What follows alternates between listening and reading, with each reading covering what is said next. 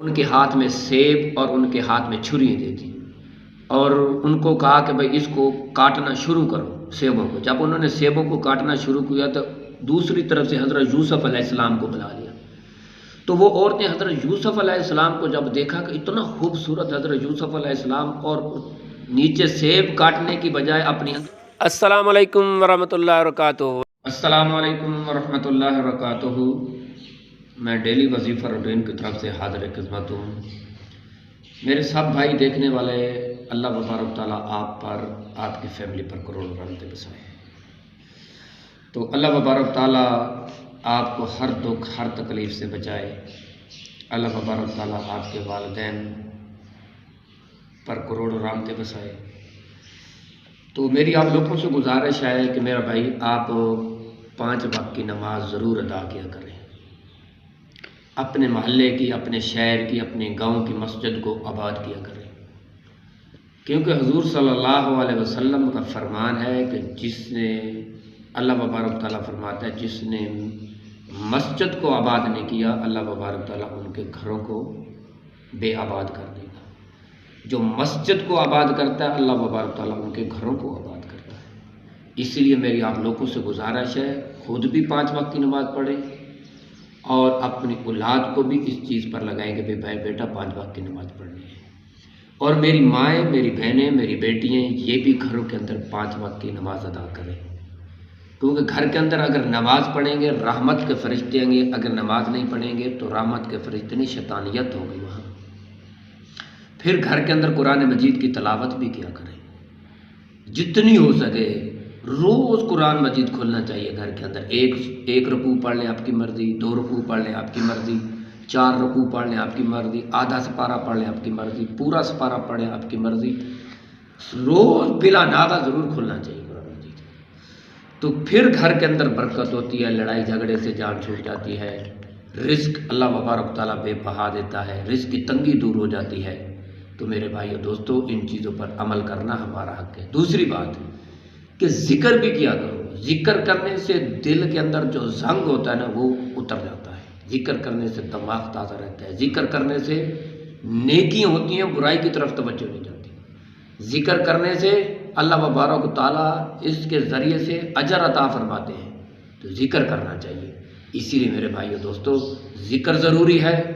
और सुबहान अल्लाह की तस्बीह पढ़ लिया करो, अल्हम्दुलिल्लाह की भी तस्बीह पढ़ लिया करो, अल्लाहु अकबर की तस्बीह पढ़ करो, ला इलाहा इल्लल्लाह की तस्बीह पढ़ लिया करो। ये जिक्र करोगे ना तो इंशाअल्लाह अल्लाह तबारक तआला इसके ज़रिए से हमें बहुत अजर अता करेगा। हज़ूर सल्लल्लाहु अलैहि वसल्लम की बेटी हज़रत फातिमा रज़ियल्लाहु तआला अन्हा अल्लाह के प्यारे पैगम्बर के पास, अपने बाप के पास गई, कहा कि मुझे ना कोई काम करने वाली दी जाए।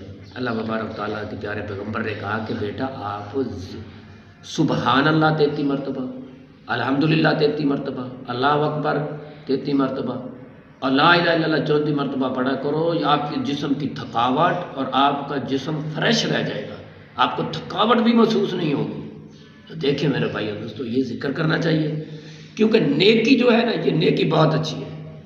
नेकी किरामुल कातिबीन नेकियाँ लिख रहे हैं, नेकियाँ करते जाएंगे यही काम आएगी। अगर हम बुराई करेंगे ना तो नेकी वाला जो फरिश्ता होगा वो बुराई लिखने वाले फरिश्ते को कहेगा कि अभी बुराई इसकी ना लिखो, शायद ये घंटे बाद, आधे मिनट बाद, 2 मिनट बाद, 10 मिनट बाद शायद नेकी इस काम से तौबा कर ले, बुराई से तौबा कर ले।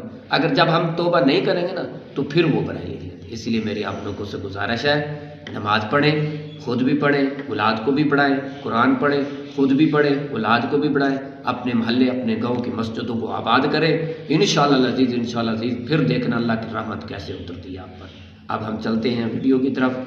आज का वीडियो ये है कि जिन माँ बहनों की औलाद पैदा होने वाली है, मिसाल के तौर पर जिस अभी 3 महीने हुए हैं या 4 महीने हुए हैं, उन मेरी माँ बहनों से गुजारिश है कि बाद लोग हमारे पास आते हैं, कहते हैं कारी साहब हमें कोई ऐसी कुरान मजीद की आयत बताओ या ऐसी सूरत बताओ जिसके ज़रिए से हमारा बच्चा खूबसूरत पैदा हो और सफ़ेद पैदा हो। तो मैं आज आपको सूरत बताता हूँ। सूरत है सूरत यूसुफ, वो मैं आपको बताता हूँ। अल्हम्दुलिल्लाह बहुत ही ज़बरदस्त है। इस पर मैंने खुद तजर्बा और अमल किया है, बहुत ज़बरदस्त है। सूरत यूसुफ है। मैं आपको बताता हूँ कौन से सिपारे में। तो बहुत ही ज़बरदस्त है भाई। इस चीज़ को करने से मैंने 4-5 आदमियों को दिया था। कर ले। ये सूरत यूसुफ है। ये देखें 12वें सिपारे में से शुरू होती है, अलिफ लाम रा तिलका आयतुल किताबिल मुबीन, यहाँ से शुरू होती है और ये जाकर मेरे ख्याल में 13वें सिपारे के अंदर ख़त्म होती है। ये देखें 13वां सिपारा आ गया है और इसका इख्तिताम सूरत का यहाँ है। ठीक है, आप ये सूरत यूसुफ किसी से पढ़ा लें या आप अल्हम्दुलिल्लाह आप खुद पढ़ी होंगी तो खुद पढ़ लिया करें। एक मरतबा पढ़कर आपने पानी के अंदर रख लेनी है, बड़ी बोतल के अंदर रख लेनी है। तो जितने दिन चलेगा आप पानी पीते रहें, इंशाल्लाह ऐसा खूबसूरत बच्चा पैदा होगा, ऐसा सफ़ेद बच्चा पैदा होगा कि आप उस बच्चे को देखते रह जाएंगे। वो कैसे, मैं आपको बताता हूँ। ये सूरह यूसुफ है, हज़रत यूसुफ अलैहिस्सलाम पर। हज़रत यूसुफ अलैहिस्सलाम कितने खूबसूरत थे। जब उस औरत ने, जो मलका थी, जो उस हज़रत यूसुफ अलैहिस्सलाम पर इल्ज़ाम लगाया था, तो उस औरत ने बाकी औरतों को लाइन में बैठा दिया और उनके हाथ में सेब और उनके हाथ में छुरियाँ दे दी और उनको कहा कि भाई इसको काटना शुरू करो, सेबों को। जब उन्होंने सेबों को काटना शुरू किया तो दूसरी तरफ से हज़रत यूसुफ अलैहिस्सलाम को बुला लिया। तो वो औरतें हज़रत यूसुफ अलैहिस्सलाम को जब देखा कि इतना खूबसूरत हज़रत यूसुफ अलैहिस्सलाम और नीचे सेब काटने की बजाय अपनी अंगलियाँ काट रही हैं, उनको मालूम भी नहीं हो रहा कि हमारी अंगलियाँ काट रही हैं। तो काट रही थी सेब तो कट गई अंगली।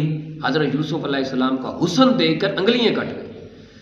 तो उलमाए किराम फरमाते हैं कि ये हज़रत यूसुफ अलैहिस्सलाम इतने खूबसूरत हैं, जब मेरे प्यारे मोहम्मद सल्लल्लाहु अलैहि वसल्लम को देखती तो अपने सीने पर छुरियाँ चला लेती।